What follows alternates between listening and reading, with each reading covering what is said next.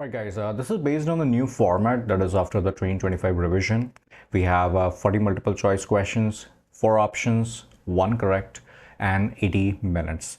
It took me a couple of days to make this one for you. This is not official College Board. I have another one that is a mini exam review, sort of mini mock, 15 questions or something. That is official College Board, but this one is not. So it took me a couple of days to gather all these questions for you, and I think you will like this. So the best use of this is try the mock on your own. Download it from the link in the description and then come back to this video if you want to either verify your answers or you want to learn some of the questions that you have to do. Some questions are challenging. I think you're definitely going to learn something from this video that you may not see otherwise, here and there. So that's the overall idea. Make the most out of it, and if you need private tutoring, feel free to reach out. Okay, let's get started with the first question. By the way, I have the answer sheet over here as well, just in case you want to fill this up and later want to verify. Okay, all right, I think this is a good view, right? Yeah, okay. Electricity, first question. A circuit contains a resistor R. Okay, we can see that. 5-volt battery, fair enough. Parallel plate capacitor with air. Okay, cool. Immediately after the switch is closed, which of the following about the circuit are correct? Okay, remember, this is RC circuit, right? Important. At t equal to 0, as in as soon as I close the switch, capacitor sleeps as in becomes a short circuit. In other words, I can just replace that by a wire. So if I can replace it by a wire, the equivalent circuit is going to look something like this. This is a 5-volt battery and this is the resistance R. Let's read the options. There is no current through resistor R. So wrong, because actually the current is maximum. The current is maximum. It's V over R. Don't we also know the equation for RC circuit, whether it's charging or discharging, is V over R 1 minus e raised to minus t over RC. So it's fine, don't need to really go into the equations and all, but I think you understand this is a very important concept because this is an initial state problem. Some are steady state, but that is at t approaches infinity. This one is just initial state. So I'm just going to say that capacitor is short circuited and there is maximum current. So A is definitely not correct. So that automatically eliminates 2 options. Okay, now, I mean, if I were literally giving the exam, I will not check C and D because that's an overlap in option C and D, right? So statement B is the only one that we need to verify, but it's fine. We'll just go through all of the options as well. The current in the connecting wires is, oh my God, is at the maximum. Isn't that just what I said? It is literally the maximum. So option D is correct.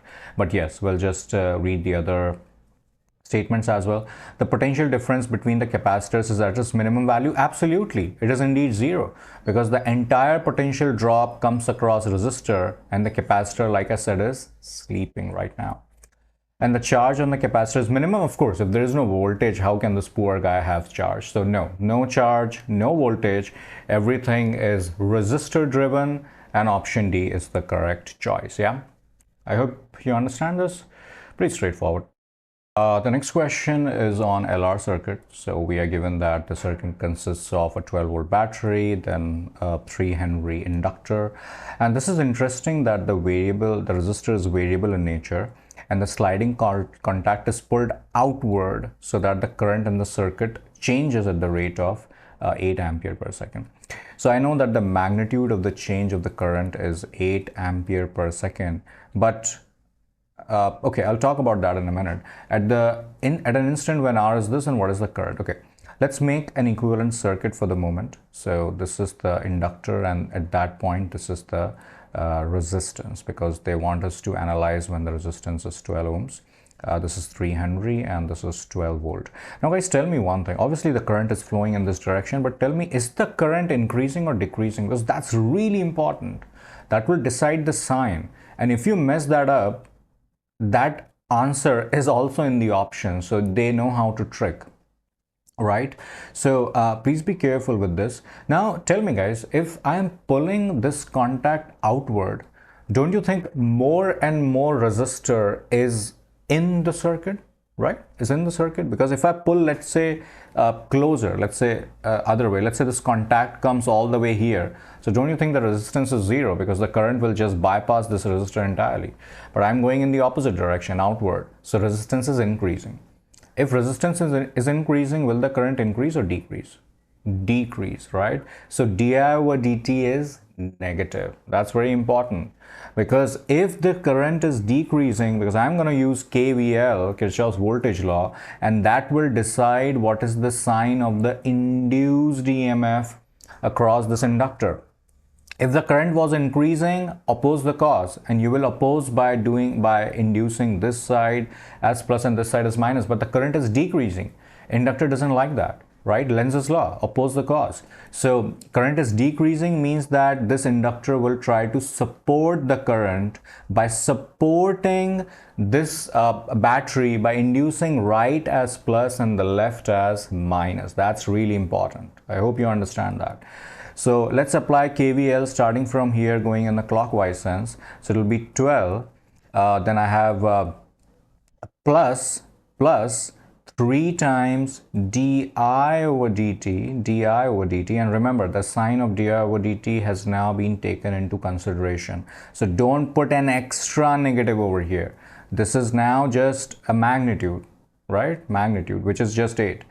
L di over dt, and then minus 12 times I is equal to 0. Correct? That's it. We just have to sub in the numbers here. Di over dt is 8, 12i moved on the other side. 8 times 3 is 24. This is 36. 36 is equal to 12i. Divide both sides by, I think, 12. So you're going to get 12 times 3 is 36. So 3 as the value of I, which is option B. If you mess the sign, you will get option A, which is wrong. All right, I hope you understand this one. Okay, electrostats now. We have 2-point charges, 7 microcoulomb and negative 4 microcoulomb that are fixed at these positions. Given that epsilon naught is this, what is the electrostatic potential energy of the two charge system? Okay, energy is given by K Q1 Q2 over R. That is the formula for the energy of a system of 2 charges, right? All you have to do is plug in the numbers. So we just need K, actually epsilon naught is not required, and yes, K is also given in the formula sheet. Yeah, 9 times 10 raised to 9. Make sure to convert these micro guys. So 7 times 10 raised to I think minus 6, and then minus 4 times 10 raised to minus 6 over R, and R between them. If something is at negative 7 and the other thing is at 7, the distance between them is 14, but 14 is centimeters. Make sure to convert that in meters, so by multiplying by 10 to the negative 2. So honestly, I just need that number over here. The 10 powers can just be ignored. Let me pull up my calculator. Okay, so I did all of that and I'm getting negative 1.8 joules over here. So that should be the final answer, which is yes, option A. Yeah, pretty straightforward. Okay, in the circuit shown, what is the charge on the capacitor at the steady state? So once again, an RC circuit question, but this time this is steady state problem, not really the initial state. So this is a little different. Steady state, the capacitor behaves like an open circuit. Open circuit means you just detach that and nothing can flow across it. So that's really going to help us, because if the capacitor is an open circuit, the effective circuit will just be like that, right? So this is 10 ohms, this is 15 ohms, and this is just an open circuit, right?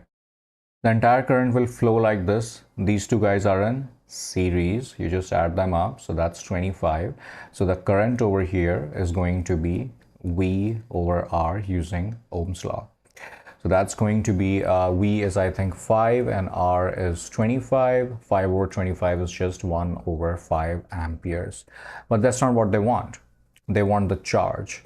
So for charge, the formula for the charge across the capacitor is CV. I have the C, it is 8 microfarad.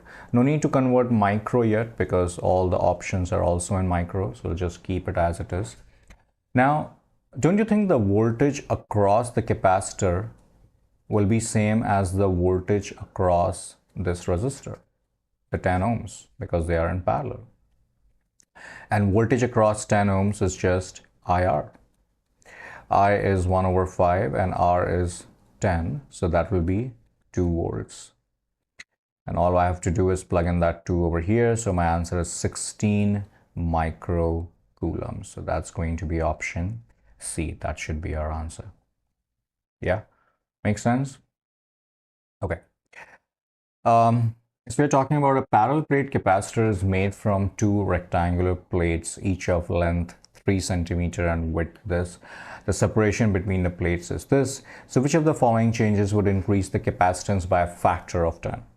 What is the formula for capacitance?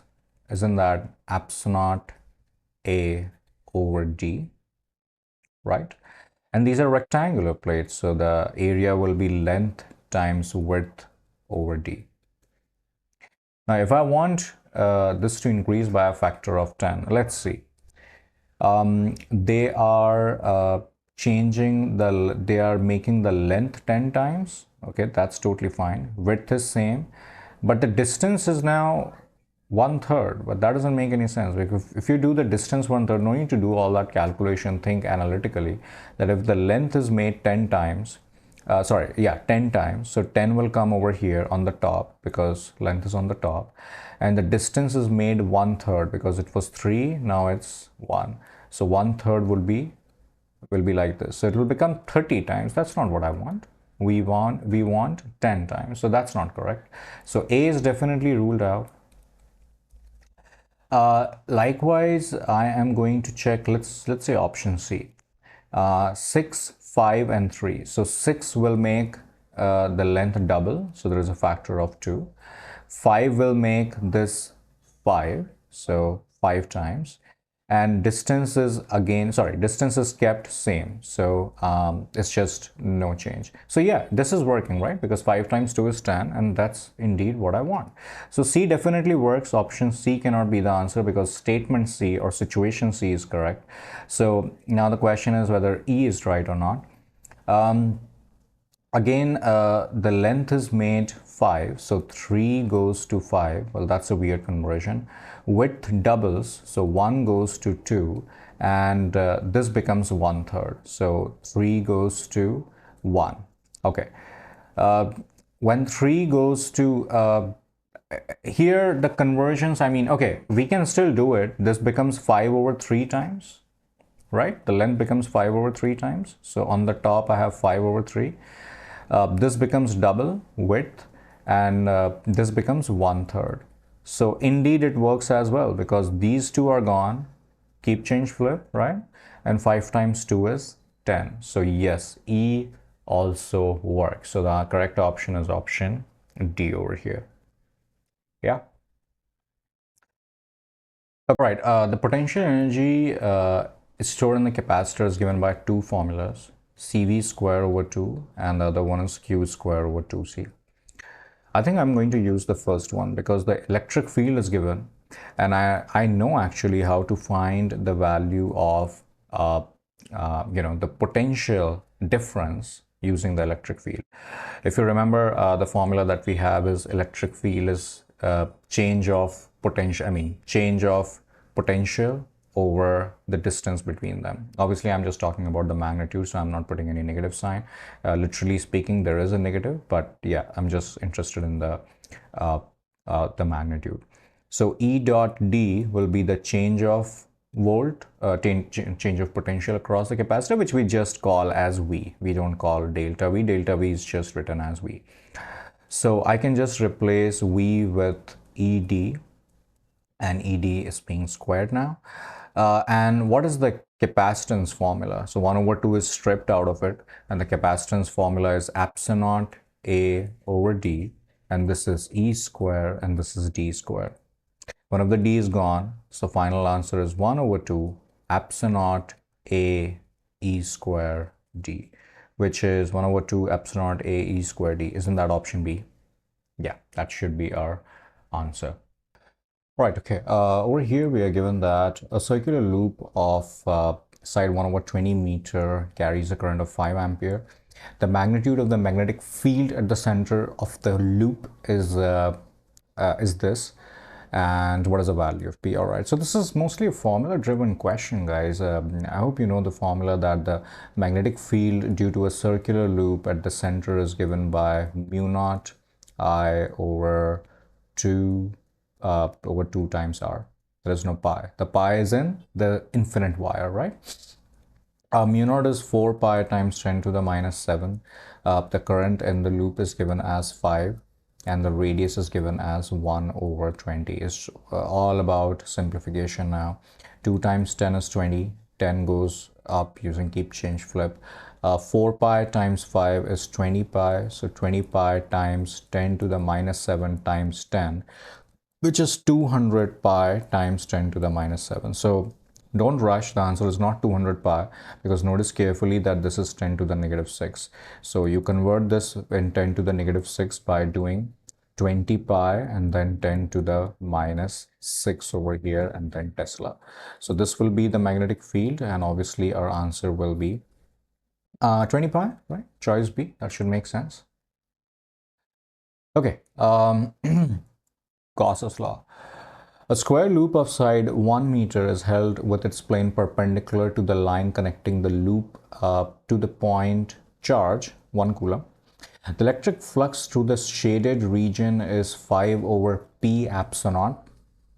What is the value of P? So I think you guys must have done some questions like this where a charge is placed in the middle of a cube, for example, and they ask what is the flux through one of the surface. So you say that since this is symmetrically placed and total flux is given by Q inside over epsilon using the Gauss's law. So through one surface, it will be 1/6 because there are 6 surfaces.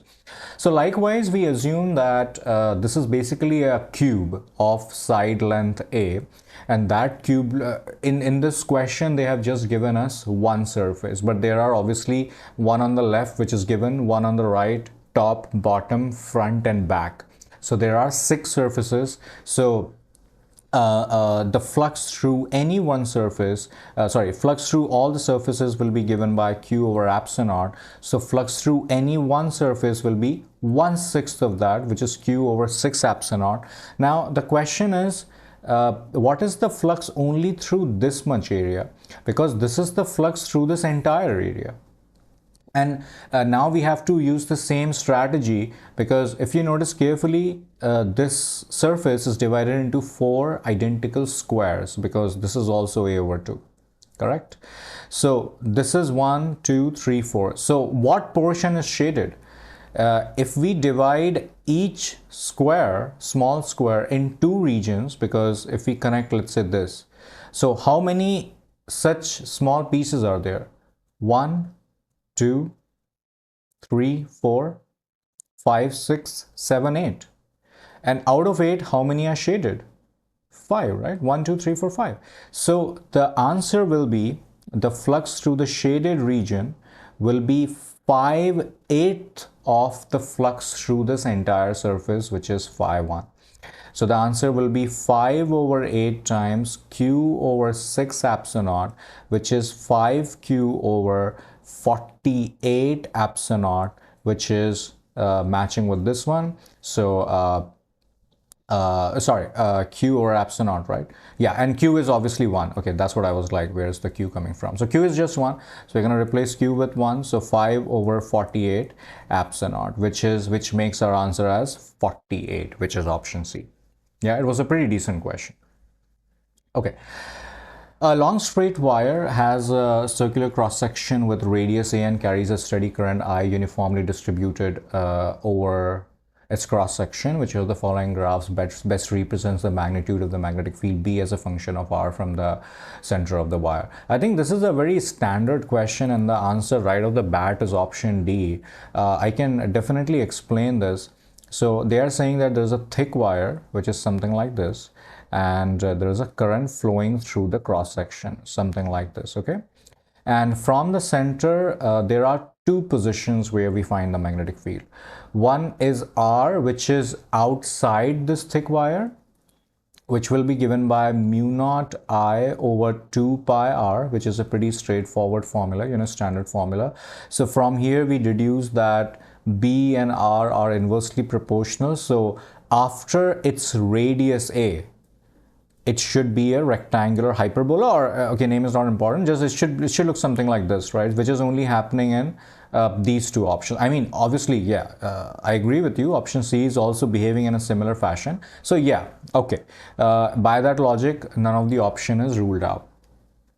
But when we take it inside, guys, remember that only this portion which is carrying the current is responsible for the magnetic field, right? So the idea is we find what is the magnetic field, what is the current just due to this portion. Okay, for that we need a little bit of math over here. The radius is given by a, it's already given in the question, right? And where I want to find the current is, let's say, r. Now, since it is distributed uniformly across the cross section, across the entire cross section, the area is what? Pi r square, right? Pi a square. And just for the, we just need the area of this small r, right? So pi I over pi r square is the current density, if you understand, current per unit area. And since we just need the current in the green one, we multiply by its area, which is pi r square. So this is the current only in the green portion, right? If we simplify this, then I comes out as I times r square over a square, right? This is what we have.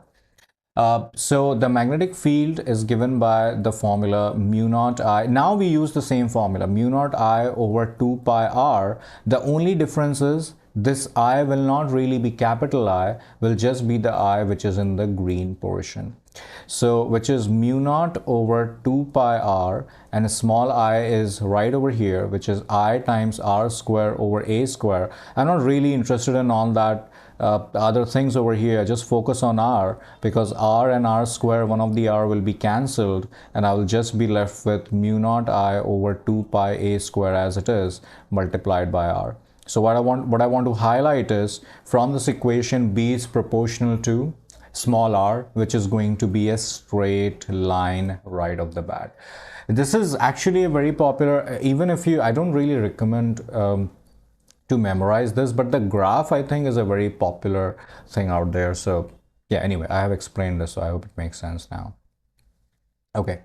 A small uncharged conducting sphere is brought into contact with an identical conducting sphere that has a charge of this.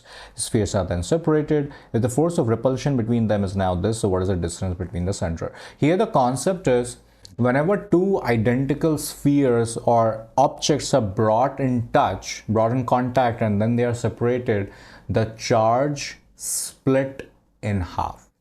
That's the concept. So what I'm trying to suggest here, or this to say here is, let's say these are two identical, this is very important, identical spheres or identical objects. So if these are two cubes, they should be identical. If these are two spheres, they should be identical. If I touch and separate, and initial charges were q1 and q2, after touching and separating, their charges will be average of both. So q1 plus q2 over 2 and q1 plus q2 over 2. That's the concept. Now over here, 1 is already uncharged, so q1 is 0, let's say, and this is, for example, q2. So we just replace the q1 with 0 and q2 with 4 times 10 to the minus 8. So the charge on each sphere, let's call it, I can just call it q, right? Why do I charge? Q is equal to q1 plus q2 over 2. q1 is just 0, over 2 is 2 times 10 to the minus 8. And now we can easily find the force using the Coulomb's law. So we are going to say that the force is going to be k q over r square. Why am I writing q? Because they both have the same charge. Force is already given as 9 times 10 to the negative 3. K is 9 times 10 to the 9, guys. Q we just found as 2 times 10 to the negative 8 times 2 times 10 to the negative 8. And R between those is, well, that's the question, isn't it? R square. So let me pull up my calculator. Okay, so if I do all this drama, I'm getting 2 times 10 to the minus 2 meters, which is, do we have that in the options? Yeah, 2 centimeter. 2 times 10 raised to minus 2 meters is 2 centimeters. So answer is option B. I hope that makes sense. Okay. Two identical square arrangements are shown in configuration 1 and 2. Each square has side length A. Okay, charges of magnitude Q0 are placed at the identical points on the perimeter of each square. So in configuration 1, they are the corners, and in configuration 2, they are at the middle point. They're asking what is the magnitude of the difference between the potential energy of the configuration 2 and potential energy of the configuration 1. Okay, cool. Okay, this is I think you should know this, that potential energy of a system of charges is basically all the energies of the combination, all the possible pairs, energy of all the possible pairs. Excuse me. So with 4 charges, there will be 6 combinations. 1, 2, 3, 4, 5, and 6. Likewise, there will be 6 over there as well. So let's do it carefully. I think here we have to find this length first between these guys. So this is a over 2 and this is a over 2 and this is 90 because this is a square. So I will say L square is equal to a over 2 square plus a over 2 square. So L square will be equal to a square over 4 plus a square over 4. So L square will be equal to a square over 4, a square over 2. So L will be equal to a over square root of 2. Okay, so let's find the total energy of configuration 2. So it will be 4 times, why 4? Because 4 combinations like this. K, Q1, Q2, Q1, Q2 are both Q0, Q0. So Q0 square over the distance between them, which is L or A over root 2, plus 2 times, why 2? Because there are 2 combinations like this. K times Q0 square over over the distance, which is just a, which is the side length of the square. So a little bit of decoration will give us 4 root 2 k q naught square over a plus 2 k q naught square over a. Let's keep it aside for the moment because we need to find configuration 1 as well. Okay guys, configuration 1, I'm gonna do it over here. Configuration 1 fortunately is a little more straightforward because the 4 pairs are just on the side lengths and the 2 pairs are across the diagonal. Let's do the edges first. So 4 times k times q naught square over a, and then 2 times k q naught square over, what is the edge length of, what is the diagonal length of the square? Root 2a, I think. I hope you don't want me to do the math here. Root 2a. You can just do it. I'm pretty sure you will get that. So k times q naught square over a plus square root 2 times k q naught square over a. Oh my God. Now I have to subtract these guys. So 2k q naught square over a minus 4k q naught square over a is just minus 2, right? So minus 2k q naught square over a. So these two guys are subtracted. And then 4 root 2 k q naught square over a minus root 2 k q naught square over a is 3 root 2, right? 4 root 2 minus root 2 is 3 root 2. So 3 root 2 k q naught square over a. Right, so if we take kq square, kq naught square over a as a factor over here, a kq naught square over a, 3 square root 2 minus 2. So this will be option, yeah, the options were wrong earlier. There was a typo, at least in this variant, but don't worry, in your variant, options will be correct. So it should be option with D over here, yeah. Anyway, I corrected the option, so yeah, it should match now. Okay. Solenoid is really important, guys. Solenoid is definitely very important. A tight wound solenoid carries a current of 1.5 ampere and the electron moves in a uniform circular path inside the solenoid with a period of 75 nanoseconds. What is the number of turns per meter in the solenoid? Assume that the mass of electron is this, the charge electron is this, and mu naught is this. Okay, the formula for the magnetic field inside the solenoid is given by mu naught times I times number of turns per unit length, and that's what we are looking for per meter. I mean, number of, yeah, per unit length or per meter. That's what we are looking for. Now, what is the time period? What is the period of when a charge rotates in a, rotates in a circular motion, or performs a circular motion in a uniform magnetic field? It is 2 pi m over bq. All we have to do is plug in the numbers, because t is given by what, 75 over here. So plugging the t over here, which is 75 nanoseconds, nano is 10 to the negative 9. 2 pi is just 2 pi. Mass is 9 times 10 to the negative 31. B formula is mu naught times I times number of turns. So mu naught is 4 pi times 10 to the negative 7. I is 1.5. And number of turns we need to find, and the charge on the electron is 1.6 times 10 to the negative 19. So many numbers, guys. All we want now is the value of n. So let me bring my calculator. So yeah, I'm getting 250 as the answer if I solve this. Okay, see. This is a pretty good question.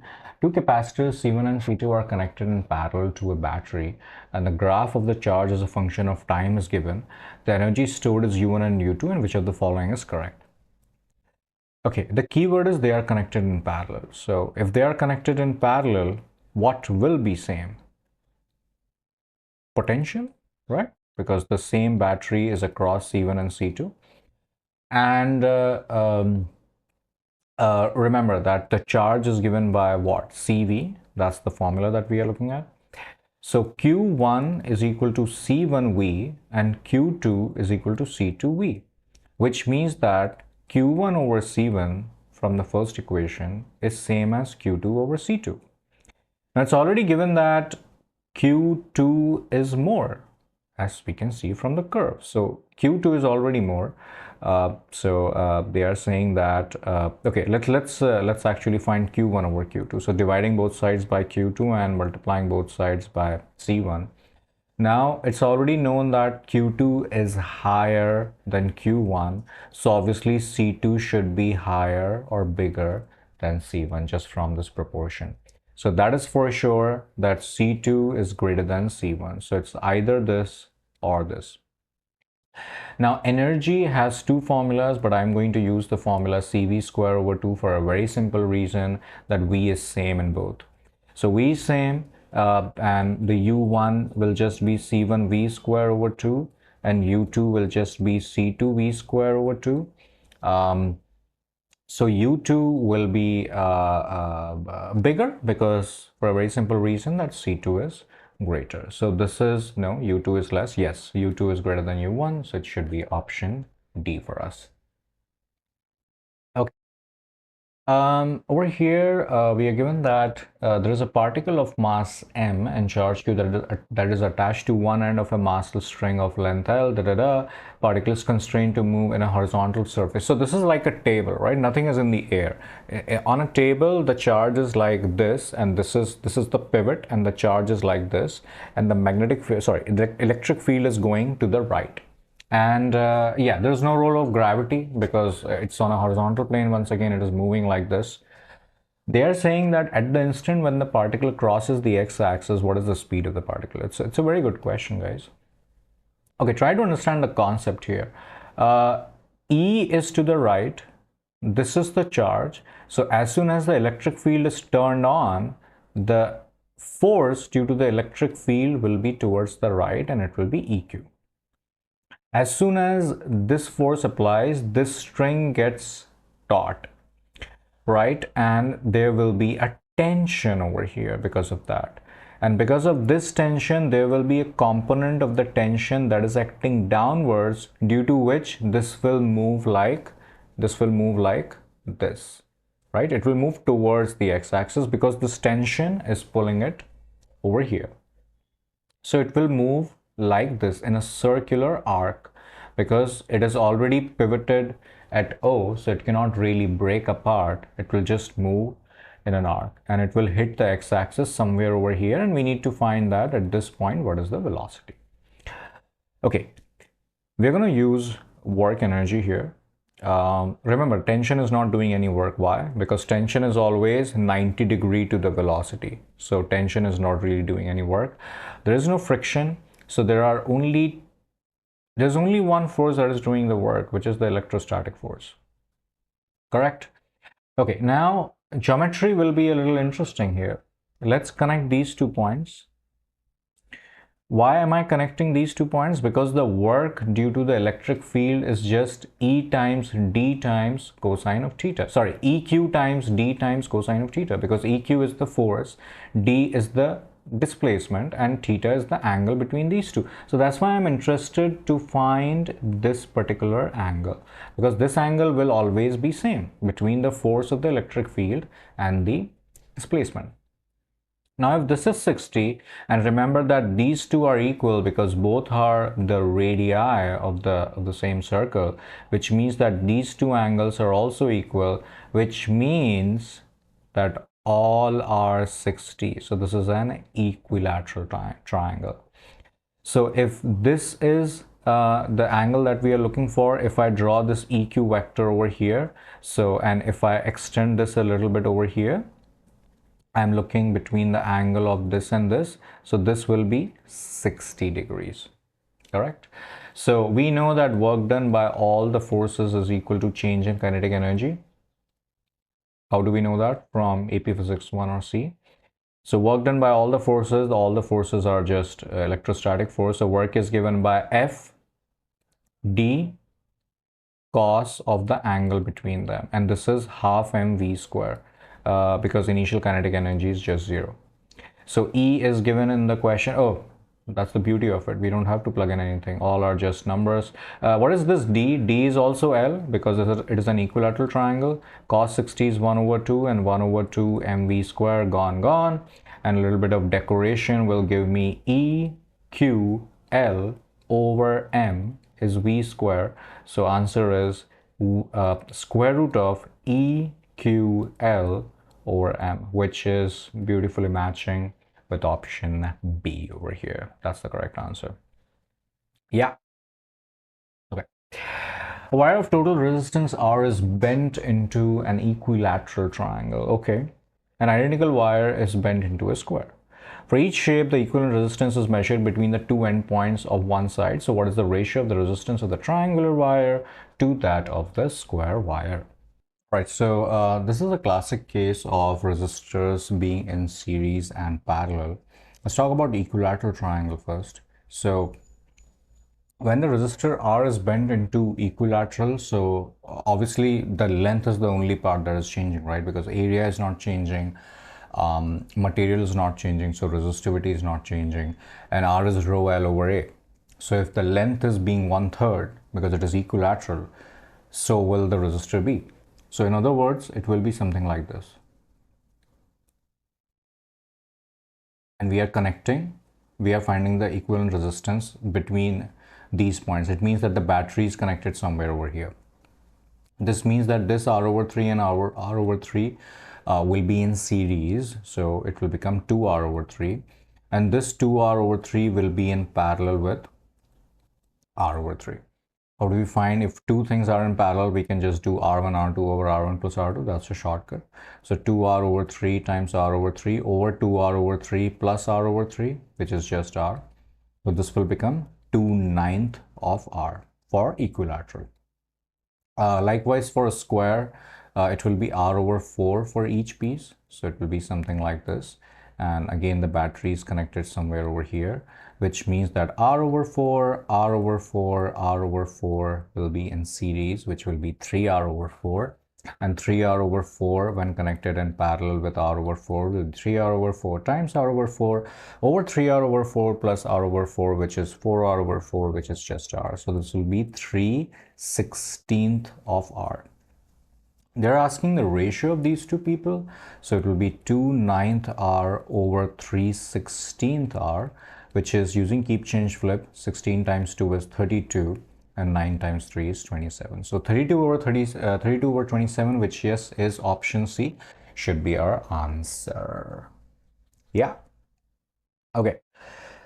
An infinitely long wire contains a circular bend of radius A, as shown over here, and the current is I, so we need to find the magnetic field at the center. Okay. First, the directions are really important. So since the current is just going in the same direction everywhere, so that all the magnetic fields will be additive in nature, right? So that's clear. Then because of this current, this infinite wire, the magnetic field is just zero. Why? Because it is along the wire, right? Because of this, it is not zero because the point is perpendicular at some distance, but this is just along the wire. In other words, its perpendicular distance is zero, and hence the magnetic field due to this piece is zero. Now, due to this piece, since this is only infinitely long on one side, usually the formula is mu naught I over 2 pi r. But since this is sort of like half infinite, so the formula is mu naught I over 4 pi r, not 2 pi r. So 4 pi r over here, which will be mu naught I is I, and r is, I think, a, right? Okay. The next is what is the magnetic field due to the circular guy? Due to the circular guy, the formula is mu naught I over 2 times r. But since this is a 3/4, so the magnetic field will also be 3/4. So 3/4 over no pi a. And we just add these two people because I already told you that they are in the same direction. So 3/4 of mu naught I over, rather than writing 3/4, I can just write, I mean, it's okay. They are taking some things common anyway. So 3 mu naught I over 8a plus mu naught I over 4 pi a. I'm going to take mu naught I over, what do you call it as? They are taking pi a as a common as well. Okay, so I'm going to take 4 pi a as a common factor from here, and I will be left with, okay, if you notice carefully, mu naught I and 4 pi a. 4 pi a means pi will come on the top and 2 will come at the bottom, and then the other thing will be plus 1. It's okay if you do not understand, you can just open this up. You can do the other way around. If you open this up and you multiply this inside, it will be mu naught I over 4 pi a times 3 pi over 2 plus mu naught I over 4 pi a, which is literally what is sitting over here, and this one is what is sitting, because 4 times 2 is 8 after all, what is sitting over here. So answer should be option D. Yeah. Right, in this question we are given that circuit is shown and the potential at A and B are equal. What is the current and resistance R in the circuit if the equivalent resistance is 20 ohms? So I think the current is very straightforward because equivalent resistance is given, battery is known, then the current is just V over R, which is just 2 ampere, right? That's pretty straightforward. So A and C are not possible. Now for equivalent resistance, I know that if between A and B the potential is same, it means that current just cannot pass through 30 ohms. So it is as good as open circuit. So the equivalent circuit is going to look like this. Basically, we can just disregard the middle piece. That's what I want to suggest. This is 10, this is R, this is 20, and this is 40. And the battery is connected somewhere over here. So these are already in series, 10 and 20. 10 and 20 will become 30 ohms. And then we have this over here, which is 40 plus R, or R plus 40. And the equivalent resistance is already given to us as 20 ohms. So all we have to do is say 1 over 30 plus 1 over R plus 40 is equal to 1 over 20. You can solve it manually, but otherwise you can just put that in Desmos. Make sure to put the expression so that the x-intercept is clickable and replace R with x. So just type this in, and SAT and all that stuff. You will get an x-intercept over here, which will come out to be 20 ohms. So your answer is 2 ampere and 20 ohms. Yeah. Okay. Pretty good question. A conducting rail lie in the plane and intersect at 90° at a common vertex. So this guy is 90° over here. And the conducting bar is symmetrically placed across the two rails and moves away from the vertex with a constant speed. Now, a uniform magnetic field B is directed into the page. If the induced EMF in the loop varies with time as EMF is proportional to t to the n, then what is the value of n? Okay, since it is equally inclined, so we can say that it's symmetrically placed. So this is 45 and this is 45, right? You cannot use BVL. Why? Let me know in the comment section, but BVL will not work here. What you have to do, and since it starts at t equal to 0, it is at the vertex, right? Moves away from the vertex with constant speed. So we are going to just use the basic idea that the flux is B dot A, and B is not changing, but area is changing, and EMF is just d phi over dt, as we know. Now, area at any time t, what will that be? What is the area of this triangle? So in time t, let's say the velocity is Vn, since it is moving with constant speed, this much will be, let me draw it separately, you know what? At some point, the triangle will be like this. This will be Vt. And since this is 45 and this is also 45, because this is 90 and these are, you know, symmetric congruent triangles, so this is also 45. So if this is Vt, then this length is also Vt. So what will be the area? This is also Vt. So area will be half times, obviously it is B dot A, which is BA cos theta, but we know that the area vector is also pointing in the same direction as the B. So cos 0 is just 1. That's why I'm not bothered about cos theta. I can write it over here, but yeah, cos 0 is just 1. Half times base is 2 Vt times height is Vt. So it will become half is gone, V square B T square. And what is EMF? EMF is just, the magnitude is just d phi over dt. Just differentiate that. What is the derivative of t square? Isn't that just 2t? So EMF is proportional to just time. So the value of n is just 1, because EMF is proportional to just time t. Okay.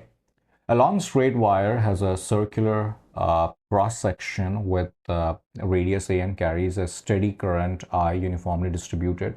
At what distance from the center of the wire is the magnetic field equal to 1/2 of its maximum value for points inside the wire and outside the wire? A similar question came earlier as well, where I derived the inside thing. The magnetic field inside the wire. The outside is just mu naught I over 2 pi r. The maximum value happens at the radius. So the radius is just a in this case. So the maximum value is mu naught I over 2 pi a. And we are looking for what are the points where it is 1/2 of the maximum. And inside, so this is the outside. And inside the formula was mu naught I r over 2 pi a square. That is inside, right?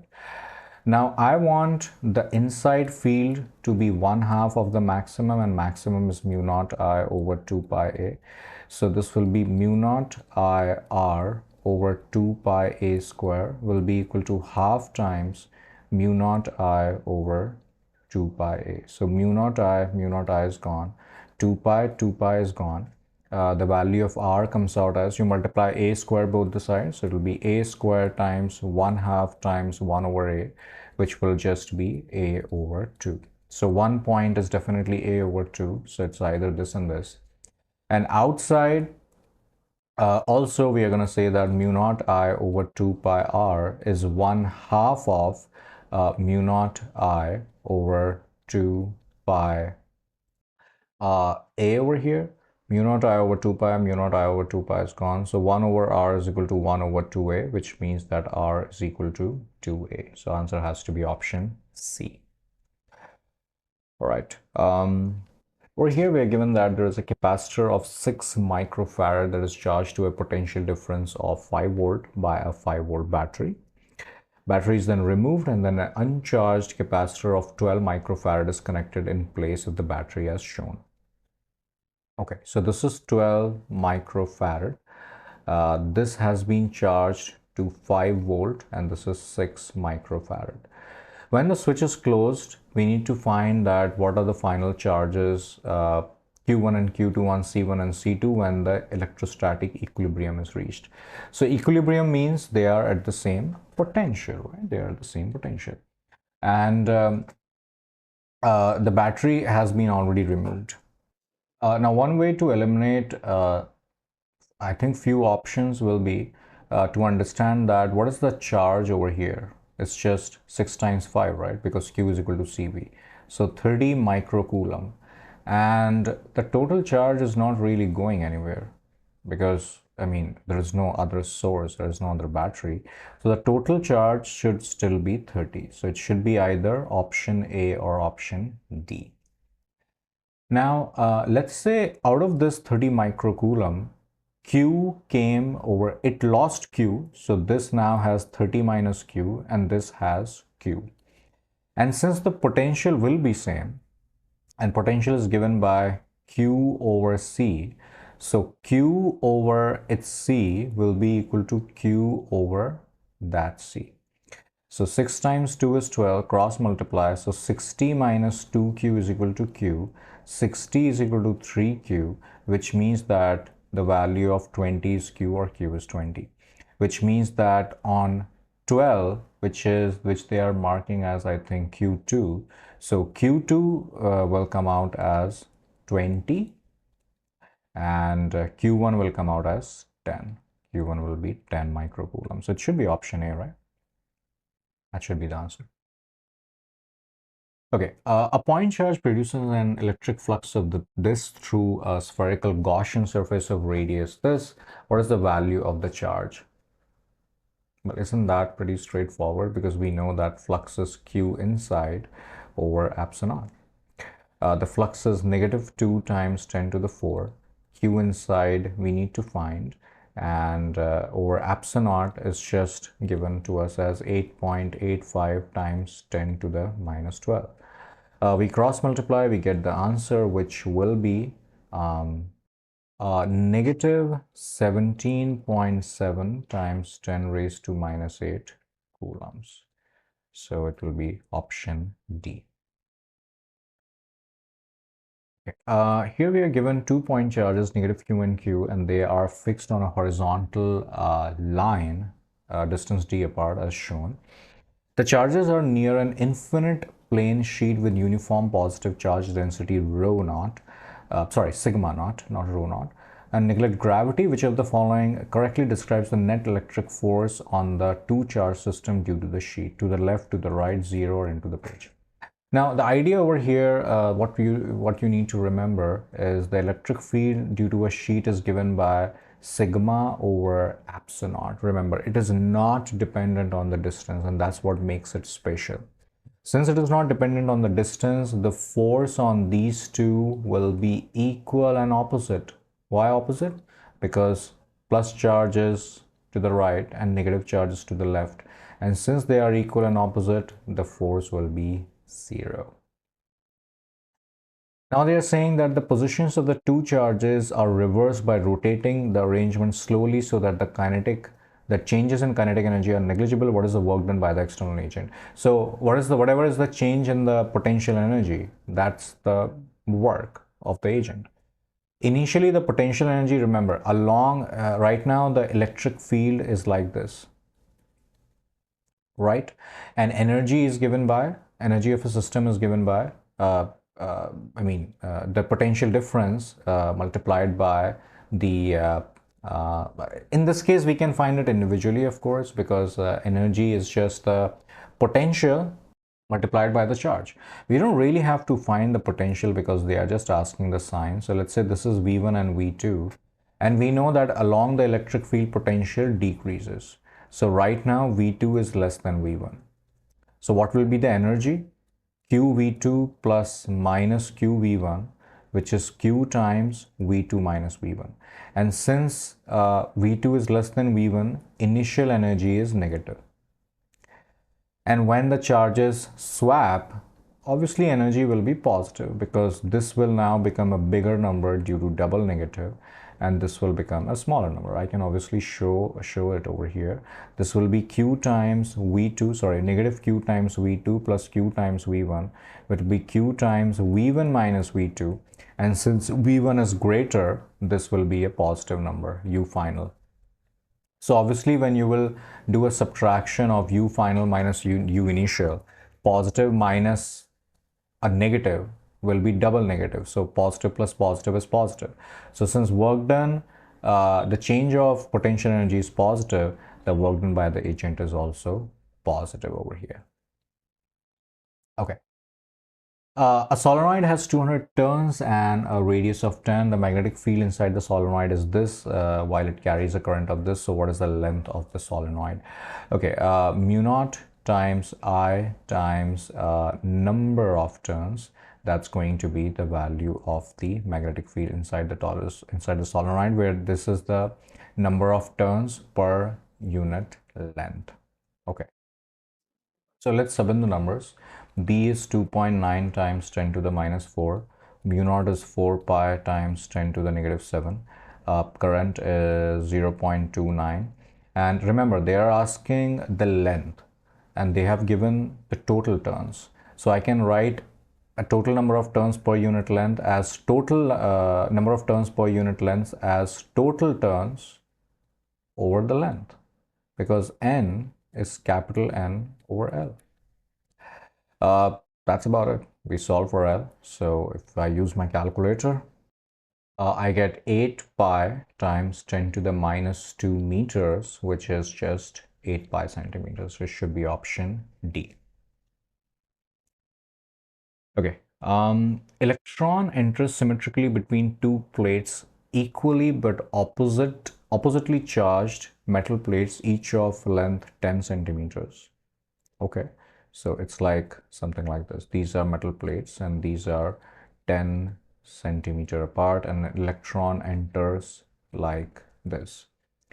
Okay, electron emerges from the region between the plates with the horizontal component of this. So this has a 10 to the 6 meter per second speed.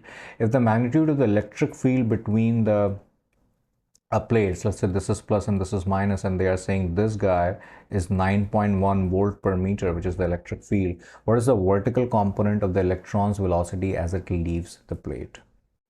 Okay, also the 10 is not really the distance between the plates but it is the length of each plate. So this is 10 centimeter. I'm planning to do this using kinematics. So first I'm gonna find the time that it takes to reach get out of this region. So time is given by distance over speed. Horizontal speed is not really going to change because the field is exactly perpendicular to the motion, so there is no change in the horizontal speed. So distance is 0.1 and speed is 10 to the 6. So this comes out as 10 to the minus 7 seconds. That is the time it takes to leave. Now the force, vertical force will be EQ. So the acceleration will be EQ divided by M.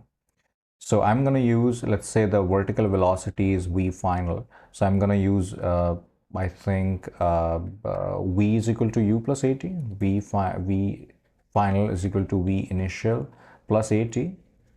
Yeah, V final we need to find. V initial is 0 because initially there is no vertical velocity.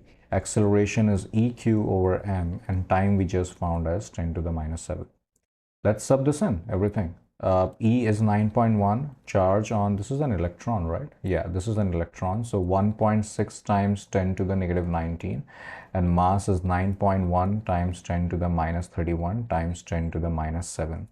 We do all this drama, we end up with V final as 16, or I'm getting 1.6 actually, 1.6 times 10 to the 5 meter per, not 5, 7 meter per second. And this is same as 16 times 10 to the 6 meter per second. So it should be option C. That should be the answer. Okay. A uniform resistance wire of total resistance, uh, 1 ohm is connected in the circuit. Okay.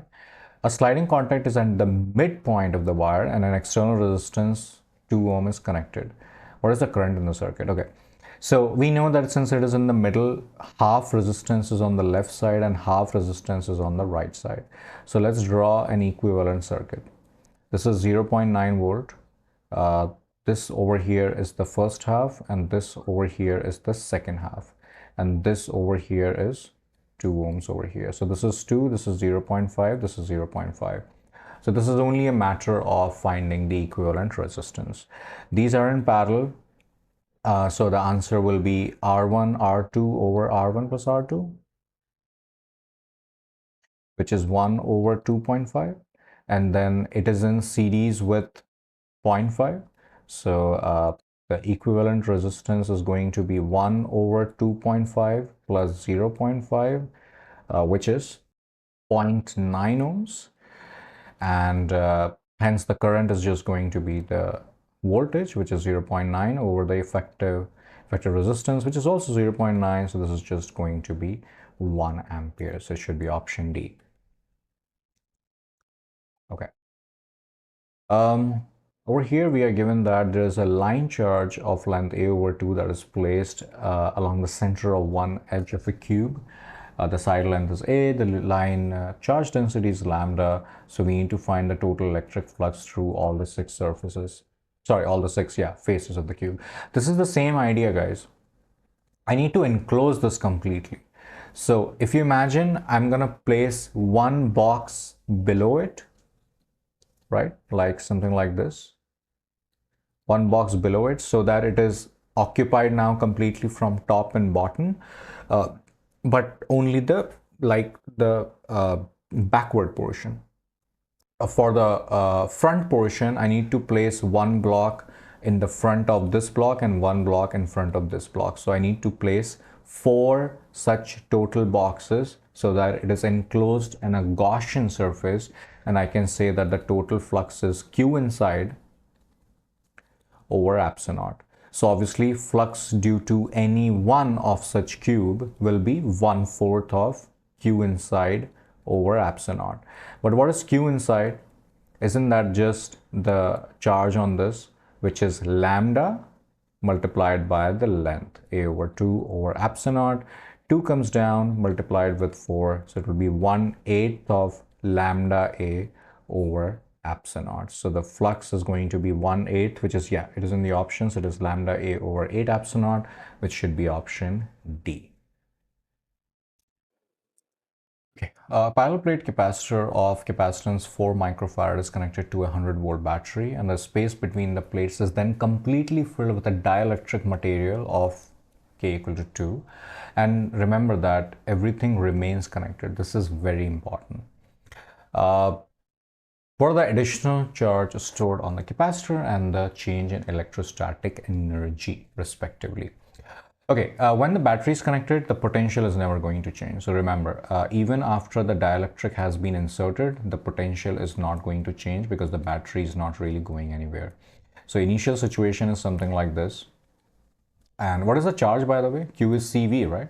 So CV, no need to convert micro because we are just going to play with, it's not really a matter of 10 to the something. It's just about the number. So it's fine. No need to convert. We'll get 4,000 microcoulomb. And when you insert a dielectric completely, the capacitance is multiplied by that number.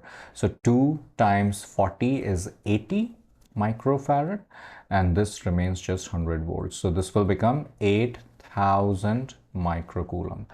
They're asking what is the additional charge stored. So additional charge is obviously 4,000 microcoulomb, and microcoulomb is just 10 to the minus 6, which can also be written as 4 times 10 to the minus 3 coulomb, which is just 4 millicoulomb. So it should be option A, of course. But yeah, I can find the energy for you as well. Energy is just given by CV square over 2. So it will be CV square over 2. V is not changing and capacitance is just doubled. So that will be the change. Initial energy is just 40 times 100 square over 2. Final energy is just 80 times 100 square over 2. 80 times 100 square over 2. You find the difference, you will get 0.2 joules. Yeah. Okay.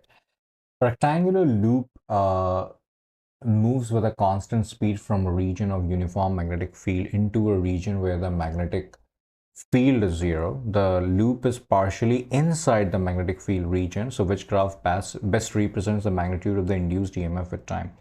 Again, the Faraday's and the Lenz's law stuff. So it's something like this. This is the field, right? And over here, I have a magnetic loop that is just coming out of it. Sorry, not magnetic loop. It's just a conducting loop that is coming out of it. It's a rectangular loop. It's fine. Okay.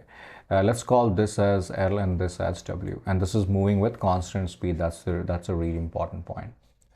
Now, after time t, how much will it, move forward? It will move forward by obviously Vt, right? So the loop will look something like this then,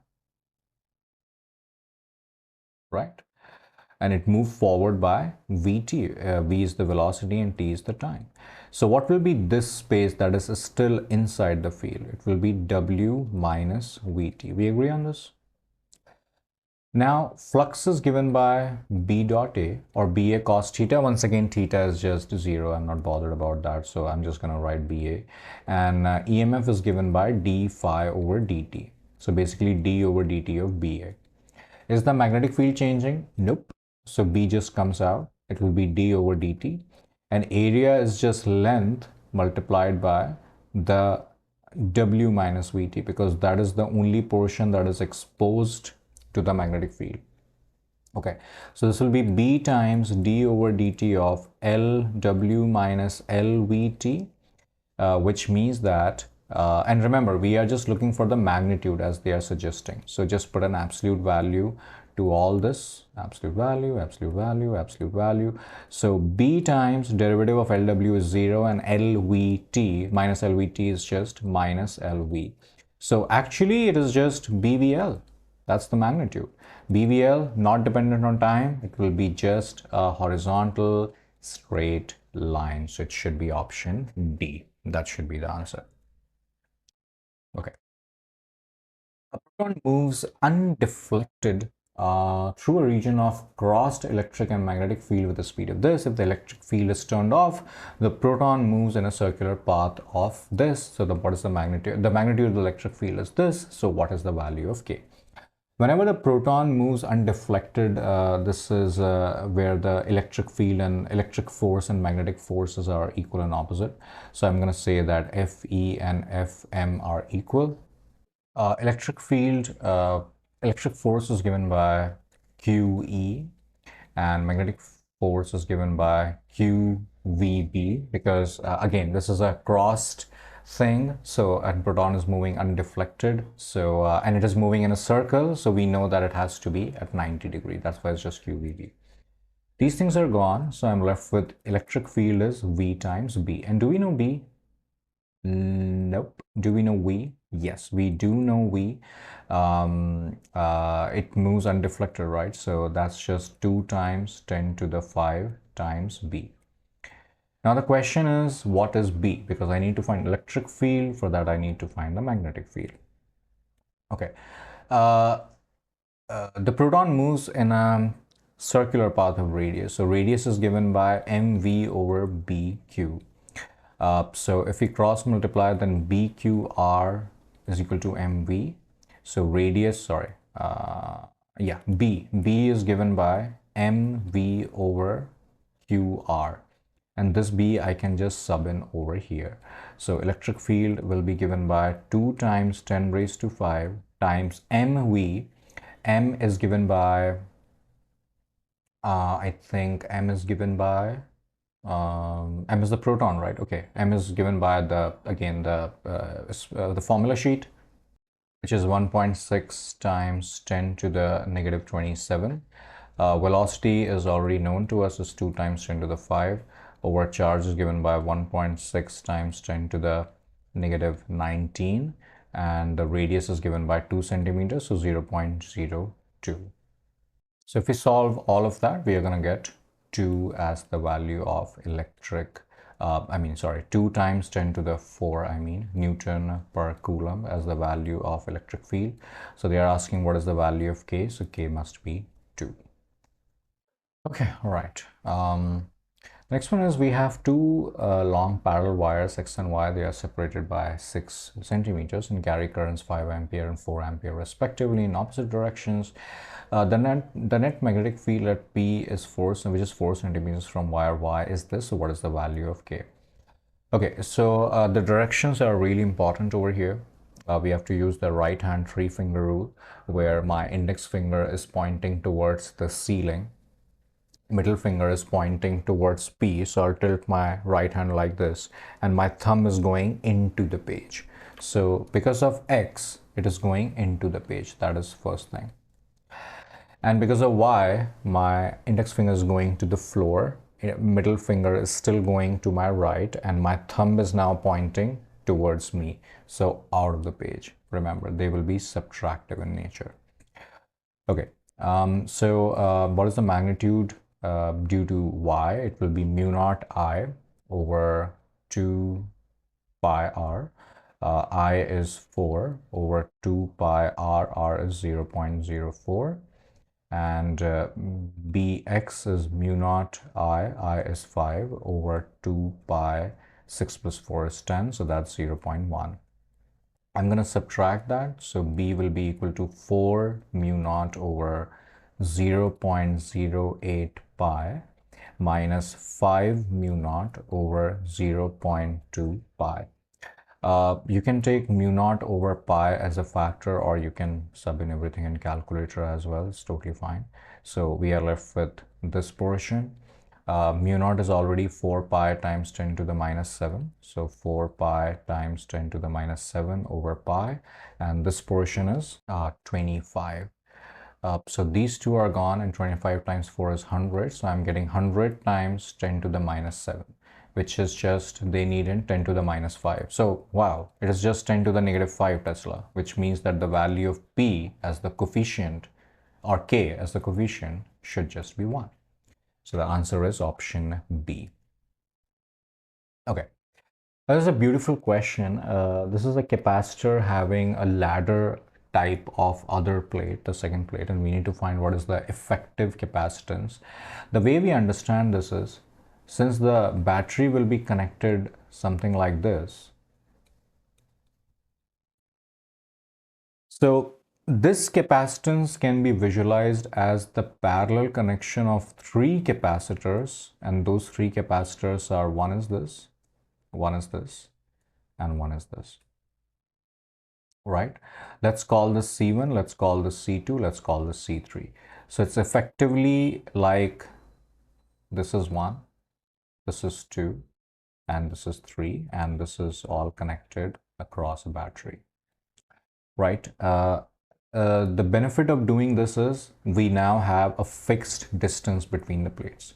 So C1 will become epsilon naught A is A over 3 over distance between those is just D. C2 is epsilon naught, area is still A over 3, however the distance is now double, 2D. And C3 is epsilon naught, A over 3 over 3D over here. All you have to do is add, because in parallel capacitors, we just add them. So C1 plus C2 plus C3 is epsilon naught A over 3D plus epsilon naught A over 6D plus epsilon naught A over 9D. Epsilon naught A over D taken as a factor, and I think the common denominator will be 18, I think. So this will be 3 times 6, 6 times 3, and this will be 2, sorry. 6, 7, 9, 10, 11. So this will be 11 epsilon naught A over 18D. That should be our answer, which is option B. Right, a uniformly charged semicircular ring has a radius of 10 centimeter and a linear charge density of 4 nanocoulomb per meter. If the electric potential at the center is K pi, what is the value of K? So all we have to do, since luckily they are asking potential, not the electric field, and potential is scalar. So all I have to do is find the total charge on the semicircular arc. Since the linear charge density for every meter is 4 nanocoulomb, I just have to multiply with half perimeter of circle, which is pi r. So it will be 4 and nano, let's not write nanocoulomb like that. So 4 times 10 to the minus 9 is the conversion, and pi is pi, and r is 0.1 because it is 10 centimeter. And this will be the q. If we simplify that, this will be, I think, 0.4 pi times 10 to the minus 9.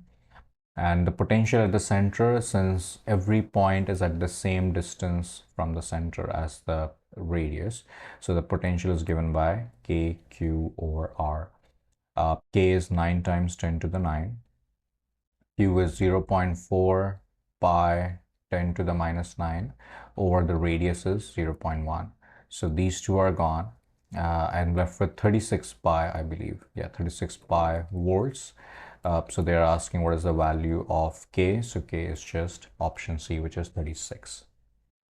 Okay, over here we are given a square loop of side length 2 and carries a current of 2 ampere lying entirely in the xy plane. So it is something like we have this as the xy plane, and over here the sides coincide with the xy axis as well. This is 2 ampere and this is 2 meters. The magnetic field varies with x, so B will be equal to B naught, which is given as 5 times 1 plus 4x in the k cap direction. So k cap is out of the page, right? Let me just draw that. K cap is out of the page, so this is where the magnetic field is, and then we need to find the total force. Now, since it is dependent on x, I'm going to find the field at least at two positions, which is x equal to 0 and x equal to 2. So at x equal to 0, the field B is going to be, this is just 0, so it's just 5. And at x equal to 2, the field will be 4 times 2 is 8, 8 plus 1 is 9, 9 times 5 is 45. So B is 45 over here. Now, across this, remember, x is continuously changing. So if we need to find force, we need to use integration. But we don't have to do that. The reason is the force on these two branches, the top and bottom, these are equal and opposite. Right? You will do the same integration, same bounds, but the direction using the right hand 3-finger rule. Index finger points to my right, middle finger points towards me, so my thumb is pointing downwards. So it is downwards over here, and likewise for the bottom one, middle finger is pointing to my left, index is pointing to my left, middle towards me, so my thumb is pointing upward. And likewise, this is left and this is this is right and this is left. So these two will nullify each other because they are equal and opposite. But yes, of course, F1 and F2 will interact. So we'll just find F1, which is ILB, that is the formula. I is 2 ampere, L is also 2, and B is 5. So this is just 20. And F2 comes out as I is 2, L is 2, and B is 45. So this will be what, I think 180 newtons, and they are subtractive in nature. So 180 minus 20 is 160 newton. That should be our answer. Option B. Yeah. Okay. Straightforward Gauss's law. We need to find the total flux. So total flux is Q inside over epsilon. Q inside will just be 5 plus 1 is 6, 6 minus 2 is 4, 4Q over epsilon. It's pretty straightforward. The answer is just option A. Okay, here we are given that there is a proton and deuteron and they have the same kinetic energy and enter a uniform B perpendicular to it. So what is the ratio of the radius of deuteron to proton? Since they have the same kinetic energy, I'm going to say that half m v proton square should be equal to half 2m v deuteron square. So m half is gone. V proton square is 2 times V deuteron square. So Vp is square root of 2 times Vd. Let's keep it aside. We need to find what is the ratio of radius of deuteron to radius of proton. Okay, so we need to find basically this division, right? I'm just writing this division because eventually we have to do keep change flip. The radius formula is mv over bq. M is 2m, v is vd, b is b, and q is e. For both q is e. Divided by m v proton over b. So I'm now going to do keep change flip, which is going to look like 2mvd over be times be over mvb. So be is gone. So I'm left with 2 times v deuteron over v proton, but we already know what v proton is. So let's replace that. This will be 2 times vd over v proton is root 2 times v deuteron. These two are gone and the answer will just be root 2. So option A should be the best choice. Yeah, okay. A square conducting loop of side 15 centimeter moves to the right with a constant speed of 2 centimeter per second. The leading edge of the loop enters a 50 centimeter wide region of a uniform magnetic field at t equal to 0. So what is the induced EMF at 10 seconds? So we need to figure out at 10 seconds if it is entering or coming out, because those are the only two instances where there will be a change in the flux. If there is no change, then there is no EMF. Now it enters at t equal to 0. So at t equal to 0, it is over here. And at the end of 10 seconds, it will cover 20 centimeters, of course. So obviously this entire thing is 50. If this point will cover 20, obviously it is completely inside it. And since it is completely inside, sorry, this is 20. This is 20. So if it is completely inside it, that definitely means that there is no change in the flux, so there is no EMF generated. So answer will just be 0. Okay. Electric field is given and exists in space, and the cube is given, and we need to find the total electric flux. Okay, this is a very popular variety, guys. We know that there are 6 surfaces and the electric flux is given by EA cosine of theta. Now, notice that electric field is going to the right. So the 4 surfaces that are up, down, front and back, their area vectors will be perpendicular to this E, right? Because electric field is to the right and the backward has an area vector into the page. So this is 90, correct? Then this will be towards me. For the front, it is towards me, again 90. Then the one that is the bottom one will be downwards again at 90, and one upwards will be again at 90. So only 2 surfaces are really responsible for the flux. One is the left one and one is the right one. For this one, the area vector is to the left, and for this one, the area vector is to the right. Now, what is the area? Of course, 4, because the side length is 2. So this is 4 meters square, 4 meters square. At x equal to 2, electric field will just be 4. So this is 4 I cap. And here x is 4 because 2 plus 2 is 4 and 4 times 2 is 8. So 8 I cap. And that's it. Here just be careful that the angle between area vector and electric field will be 180. So flux will be negative. So flux left will be EA cos theta. E is 4, A is 4 and cosine of 180 degrees. And 180 degree is negative 1, so this is negative 160, sorry, negative 16. And flux right is going to be, once again, I think, what, 4, not 4, yeah, E is 8, 8 times 4 times cosine 0, so 8 times 4 is 32. So 32 minus 16 will be 16, which should just be option D. That should be our answer. Right, so in this question, we are given a situation where there is an ammeter, a voltmeter, readings are given, and we need to find the value of R. So luckily, since both the resistors are in parallel, we can use the Ohm's law, find the equivalent resistance, and then use the parallel resistors formula. What I'm suggesting is the ratio of any two combination, for example 8 over 4, remember 4 is in milliampere, although we'll convert that will be the R equivalent. So 8 over 4 times 10 raised to minus 3 is R equivalent. which will look like 2000, right? 2000 is R equivalent. And I know that 1 over 2000 now should be equal to 1 over R plus 1 over 10,000.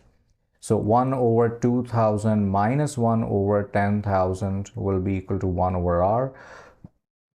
If we do that, I'll get 1 over 2500 is equal to 1 over R, which means that R is 2500. That should be our answer.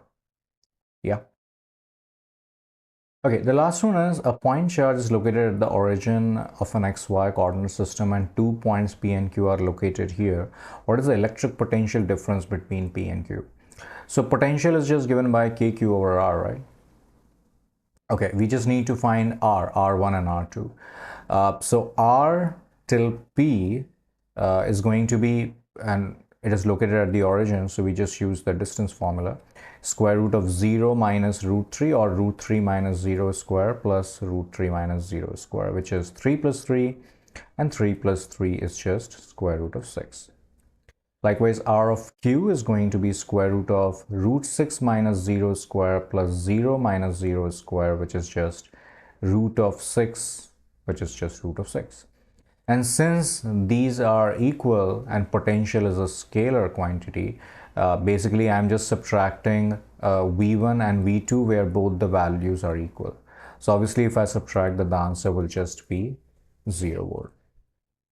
Alright guys, so that's all what we had for this video. I hope it was helpful. Of course, you can keep this mock with you, make a copy of this, and you can try this out again a few days before the exam. It will be really helpful. If you still have any questions, feel free to post it down in the comment section. And if you need private tutoring, feel free to reach out. Thank you.